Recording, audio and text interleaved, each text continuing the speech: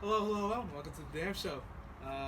Today, the topic of today is going to be Judge Brett Kavanaugh and his improvement into the Supreme Court. And if you didn't know, Brett Kavanaugh was Trump's newest appointee to the Supreme Court, and he got approved by a vote of 50 to 48. I'm pretty sure I can speak for the entire panel, all of us here, that we don't think Brett Kavanaugh should have gotten into the Supreme Court. Is that correct? Correct. Yeah. Correct. Possibly for different reasons. That's a fact. Yeah. We should all, Brett Kavanaugh, because he's fucking up our judiciary. I think it's important for us to get all arguments and all aspects of everything. For me, I think one of the reasons why it's valid, not valid, but a lot of reasons why a lot of people still voted yes for Kavanaugh is through the biggest part was the FBI investigation that the FBI conducted, and they found no corroborating evidence, meaning there was just nothing to support, no new evidence, nothing to support Ford's claims. And so but personally, I think that's it was kind of bullshit. I think that the Republicans, because it was a Republican who said let's do the investigation. It was Jeff Flake from Arizona, and so I think they really just did it just so they could say that they did the investigation. So so they could just be like, all right, we did the investigation, we didn't find anything, put his ass in there. And to add on to that, it's kind of like, how can you do an investigation on something that happened 30 years ago? Especially in a case like this where finding evidence is tough already. To try and carry out a whole investigation trying to find evidence, it just almost seems impossible. And the whole, they gave it a week? Gave it a week, yeah. That's pretty... Yeah, it's a small time. It's a small time frame. Find much. People aren't going to respond much in a week's time. It's just not reasonable. Yeah, so I think that's the main reason it wasn't a criminal investigation, because it was so long ago. And as one of the FBI can't draw any conclusions. But I still believe that, I'm pretty, I have, it's kind of conspiracious, I guess, but I would not be surprised to hear that the White House puts a lot of restraint or something on the investigation itself. That because originally Trump came out, I think, to kind of disrupt the naysayers. Trump did say investigate whoever you want, but that was pretty late on, and that was really late after the investigation. And then also I'm trying to remember, but I'm pretty sure they didn't investigate Ford or Kavanaugh, either of them, and it was just Mark Judge. They were trying to investigate the outside witnesses, friends of Ford, friends of Kavanaugh. Yeah, not the individuals themselves. And then there was 4 women that came out right against Kavanaugh, and I think they only investigated 2. They investigated Ford, and they investigated the woman. I forgot her, Deborah Ramirez, maybe. Dang, 4 women that came out. Yeah, and so I think her name was Deborah Ramirez, and she came out and she was saying that he exposed himself to her at a party or something, and they investigated them too. And so I do think that. It was really just a ploy, just to give confirmation to to Republicans, give them more satisfaction in voting. If they were on the edge, this pushed them over the edge to vote yes. Yeah, basically. So despite the investigation, and despite that there was no evidence towards Kavanaugh because quite frankly none of us know if he actually did or if he didn't. We don't know if he sexually assaulted Christine Ford. But I think the main part that it kind of turned into was that based off the testimonies, Brett Kavanaugh just doesn't look fit to be on the Supreme Court. It's true. Right? You say that through because of his temper, because of his defensiveness.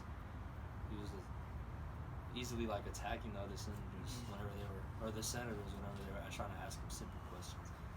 Seemed to get frustrated really easily. I heard one argument that was since his bad temper. I heard that might be purposeful to appeal to his own party, because Republicans love Trump. That makes sense. Yeah. So if he's like that, he might appeal to them. Yeah, because especially when it comes to the judiciary system, conservatives love harsh punishment and harsh. So if you come off firm and you come off they'll really like that. But I think Trump was one of the people who kind of commented on Brett, saying he was too timid, which I think is one reason why he came out into the testimony so much more stern. And so I think another reason though is I think in the testimonies you look at the stuff between Ford and between Kavanaugh. Ford looked like much of a credible person. She looked more, and then hers was so much more emotional and so easy to kind of feel for her. And Brett really just came off like an asshole. But if you think about it, if you were to get accused of something you didn't do, yeah, you would pissed. be angry. Like, cause you know, like So we it's don't know if it actually happened. Yeah, so it's understandable that if it's not true, that he would get mad. Yeah, I guess if it's your career, your livelihood, everything ahead of you. Yeah, really. Your reputation.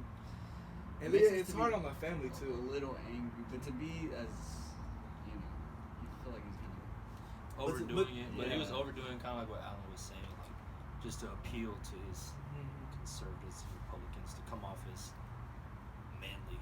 Like, let's give him some leeway. Say, with under all the pressure he was in, to give him a little bit of leeway. Like, you're a Supreme Court justice. You're gonna make people unhappy, and you're probably gonna have people attacking you all the time.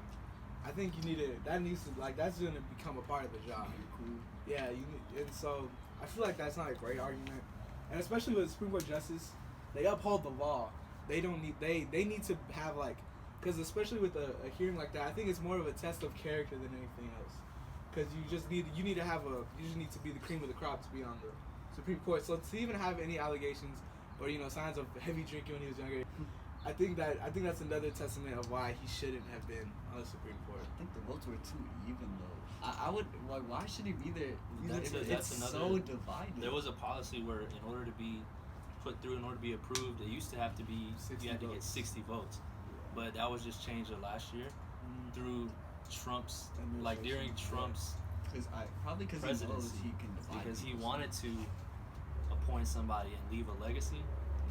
And so he probably knew it's going to be hard for me to get 60 votes. Let me get rid of that. Try to get rid of that. Yeah, that's honestly crazy because it really is that the whole country is extremely divided. Because it was literally two people away essentially from being a tie from even, and that really does represent the whole country. It's just so split. 100 people have to talk for the whole country. Cute. But I also feel like one point we're not thinking of is if you're a U.S. senator, it would honestly be really hard to with that investigation, because I mean you don't because like I said, you don't know if Brett Kavanaugh really did it. And if you're on the U.S. Senate, I think you want to give a really good you want your vote to you want it because it's depending on his career. So I think you really want to be sure, and you want to be really just. Because this could have been, just someone coming out and just lying. As a senator, though, when you're thinking about the quality you want for a Supreme Court justice, like you were saying, you don't want any allegations on them at all. If there's any type of controversy, to me, that doesn't mean he can't be a judge at a lower court. Because again, we don't know if anything happened. The only people that know are him and Dr. Ford. So. At the same time, though, as a senator, if you have those allegations, especially of multiple women coming forward, then I feel like it should be almost an automatic vote. No. Yeah. It's pretty interesting. The fact that it was so divided showed that people were really iffy on it. The fact that he was Republican made the Republican Party I think that one thing is with the investigation itself. I know they actually did interview a lot of Ford's friends, and they didn't give any good telling of evidence or anything for the allegations. And if you think about it, if they were in a setting where there was heavy drinking, that means everybody was heavily drinking. So if one person doesn't remember, chances are the next person's not going to remember. You know what argument I hated though is even I don't know if y'all saw that Trump came out and kind of mocked Ford. Yeah. I thought, first off, you're the president. Have some more. Have some more decency than that. Yeah, come on. But his argument is, where was the house? 36-year-old. I don't remember. Where were you? Who got you there? I don't remember. Blah blah blah. But it was 36 years ago, and it's a house party. We go to house parties. We have trouble remembering.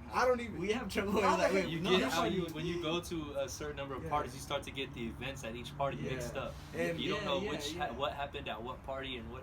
But even going to that, I saw something that actually, to everything he said, he claimed that she didn't remember. She actually provided. Yeah, she provided. I know the house. she provided like streets.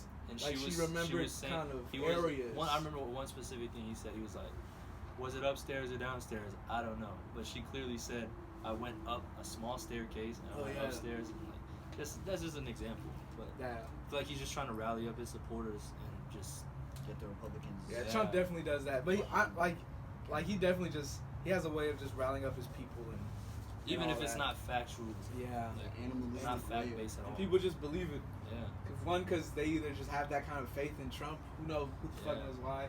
Yeah. And I mean, because also he's the president. Like you hear the president say something, like you probably think it's gonna be true. And we're saying all this, but if you think about it, that's kind of happens on both sides. Yeah, it does. Like if you think back to any political debate, just think even like to the Democratic debates, Bernie. So people love Bernie so much. Yeah. Talked a lot, but we don't know if he was actually gonna be able to do that kind of stuff. Yeah. You know what's weird to me how quickly the investigation went through. So like because you know what I don't like though is that the Democrats really did use Ford as just a pawn.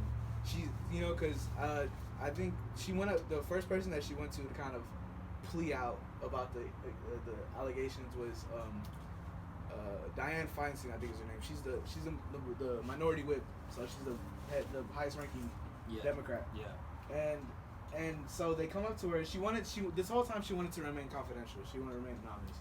And then I feel like the Democrats just kind of got this information and they're just like, oh, we gotta use it. We gotta get him out. Like that's more of a political stance more than anything else. And so they got her out there. They got her. She wanted to stay anonymous all the time. Instead, she's all over headline. Now she was headlines everywhere. And now people hate her. And like that's probably exactly what she didn't want. Yeah. And now, so that almost like kind of speaks to her testimony in itself that she wanted to remain anonymous. Mm-hmm. Because if she was doing it for attention, then she would just give it her name and said, okay, like I'm this person and he raped me or he sexually assaulted me. But if she wanted to remain confidential, she's actually trying to do what she felt was her civic duty to keep this guy off of the Supreme Court. Give her justice. Yeah. The Democrats I feel like misused her in a way, and so for the beginning part before the hearing, everyone's like really unsure. They're not like everyone's pretty sure that Kavanaugh he's still gonna get in. After the hearing and after Kavanaugh's, I don't know if I'm calling it a meltdown, but that's just the word I'm gonna use for this case. People started leaning the other way, right? Like, oh, maybe it's not gonna get approved. And then as soon as the investigation came out, they're like, oh, never mind. It's like it was just so back and forth and so quickly. Like the Democrats, like this, other than like they did really well in the hearing. Like the hearing was like a win for them. And then, but I think it was funny because the Republicans were I feel like they just knew that this hearing wasn't gonna work out because none of them spoke for themselves. They had the female prosecutor, not just a prosecutor. They made sure to put female in front of that. Prosecutor. And I think because did y'all hear about Anita Hill? Like y'all know the story behind that. It's actually the same thing happened. The Justice Clarence Thomas, he was getting approved back in like the 90s, and then Anita Hill came out with the same thing, and a lot of the senators just kind of attacked her basically, just calling her out, and a lot of people just thought it was sexist. It was just like a sexist attack and everything, and I think the Republicans knew that they didn't want that, and that's how it probably come off. So that's why they got the female prosecutor. Like she only gives 5 minutes per session to ask questions and stuff before it switched out to Democrat. The prosecutor itself didn't even work. She was never really able to build up a case like a prosecutor is supposed to. Well, what do you want to argue about, Mick? How basically because this has brought up a bigger conversation of other people being accused. I guess this is like a post-Me Too movement where now the other side is like, oh hey, look, we got this guy. Now they have a figure to bring up everyone else. It's almost a movement in itself opposing Me Too, because you have people, you have the Me Too movement, which is saying like, okay, I'm gaining the courage now, I can speak up and try to go after the person that abused me. But now you have this movement forming that's like, this is something that Donald Trump said. It's a scary time for young men in America when they can be accused of something that they're not guilty of. Something like that. First of all, that's been happening already. People get accused of stuff, not sexual assault related crimes, but other crimes.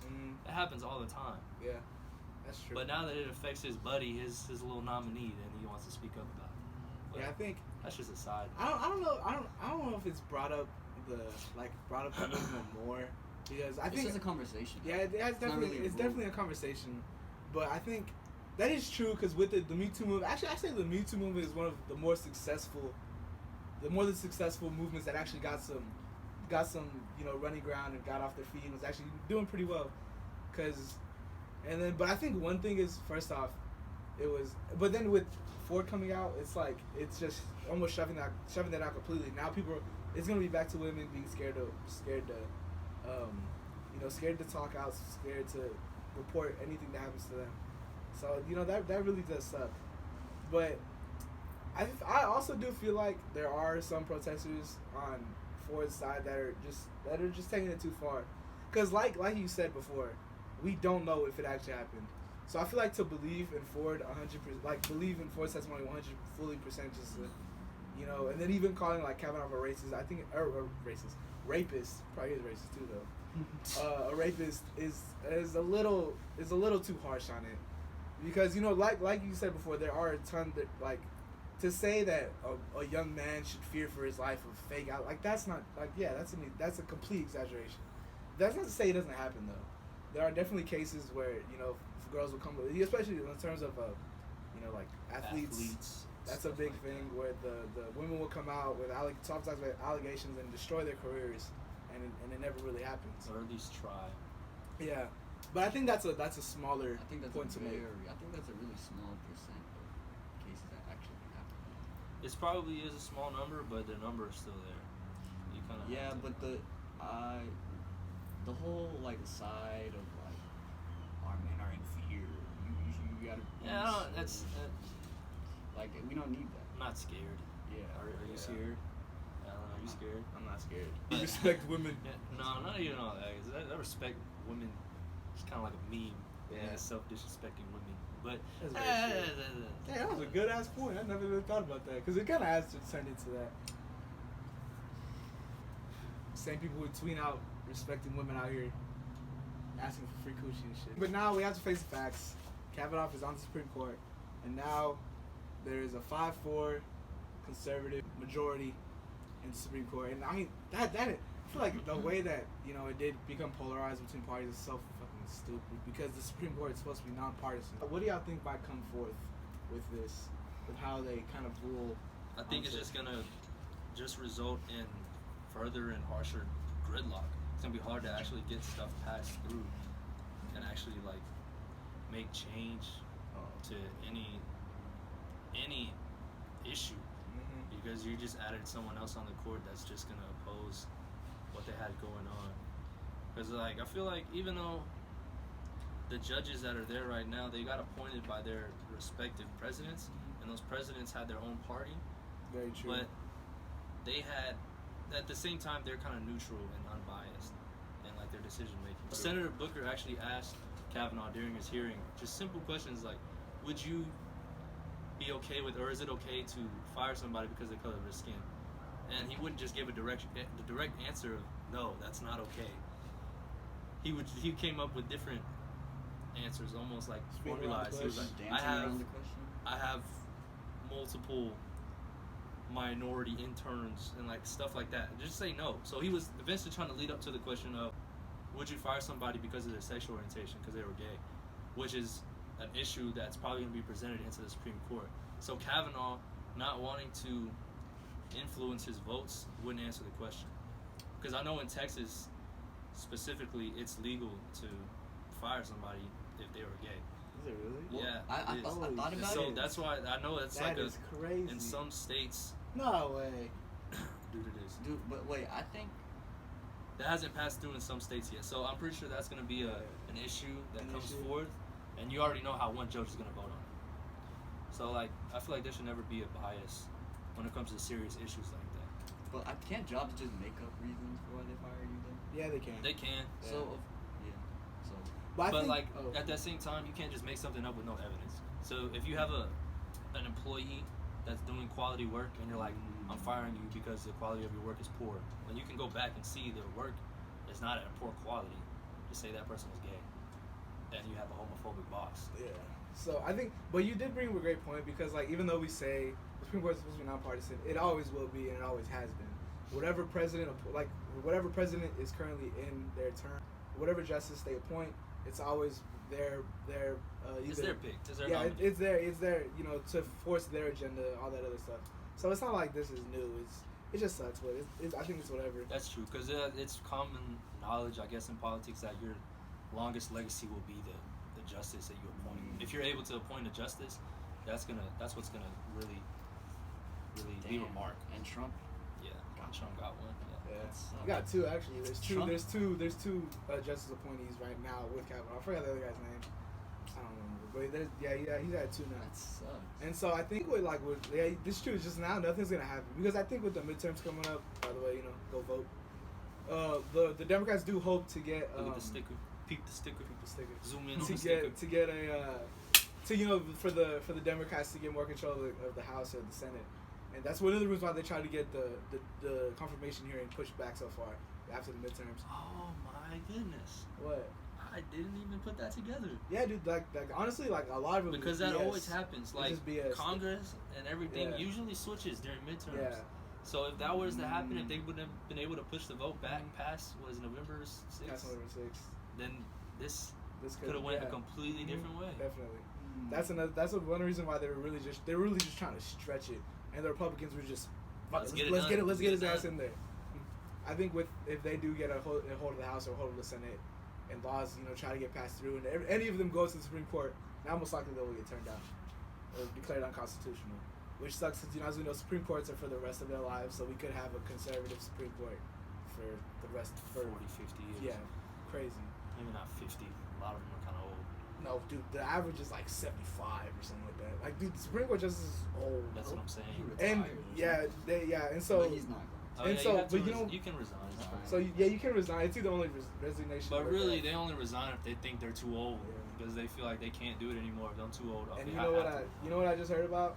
That the two oldest jurists right now are both liberals.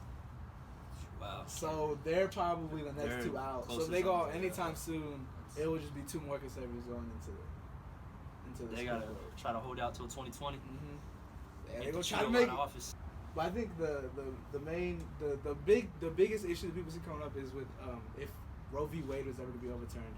Roe v. Wade was the case about abortion, and so a lot of people think that they're gonna, with that being a huge point for any type of Republican. Like, do y'all think there would be a chance that that will get up there and try to just legalize abortion all over? That's a pretty old case, isn't it? Yeah, pretty old. But people still bring it up. People still fight it though. I don't think it's gonna be legalized. If you look at history, we've been getting more and more progressive in terms of people's rights.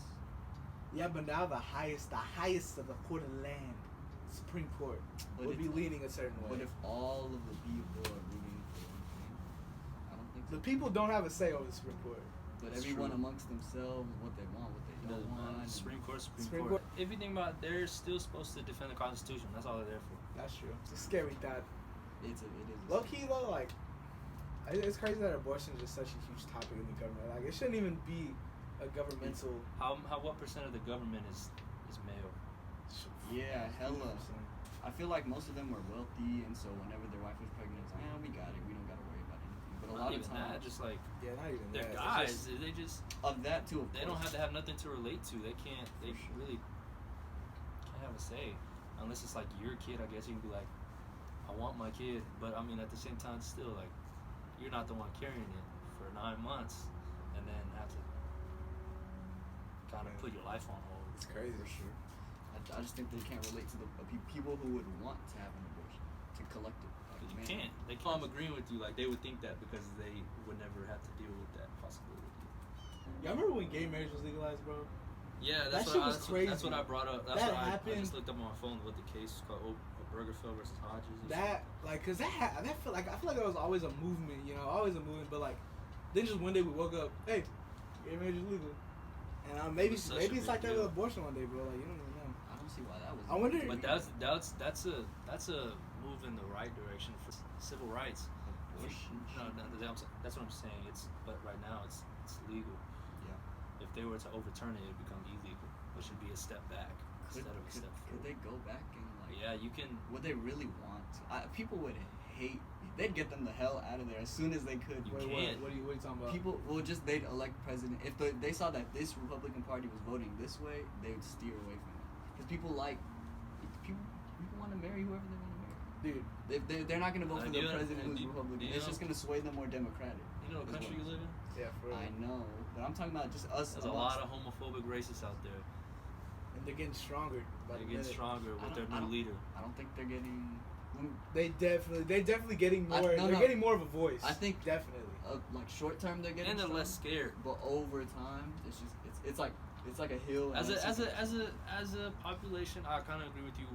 We're moving in the right direction. We're being progressive, but there's still a big percentage of people that. Are we really though? I feel like that's. I feel like you do get more. You get more progressive, but I feel like it's just every generation as you get older, you will become more conservative. Exactly. No, conservative. Yeah, like as you get older, like we're talking like 50s, 60s. Your views will generally get more 50s, 60s maybe, but if you see like even now like millennials coming up, like that you're not like open to new things because you're so old.